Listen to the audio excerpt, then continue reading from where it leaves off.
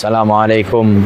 Alif baru selesai di Masjid Cina Negeri Melaka Al-Muttaqin. Alhamdulillah untuk program Gegau Subuh, Geng Subuh Macam Jumaat di Ramadan pertama. Ali nak ajak semua orang-orang Melaka terutamanya sekali, bulan Ramadan ni kita betul-betul kejar amalan kita.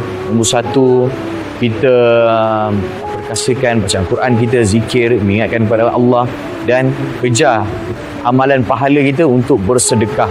Kita bulan Ramadan ni kita tahu ganjaran pahala yang banyak apabila kita bersedekah, dan secara tak langsung kita menguatkan lagi dan mengukuhkan lagi ekonomi ummah kita.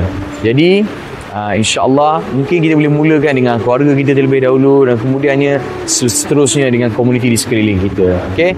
Jadi Ramadan ni jom kita kejar amalan kita, banyakkan bersedekah di bulan puasa insya-Allah.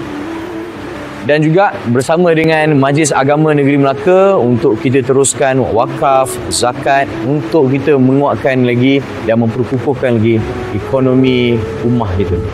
Alim nak ajak semua geng-geng Subuh Macam Jumaat kita, yang baru, yang lama, yang belum join lagi, jom kita mengimarahkan dan sama-sama berjemaah di masjid dalam waktu-waktu solat kita, bersatu padu dan menguatkan perpaduan kita umat Islam.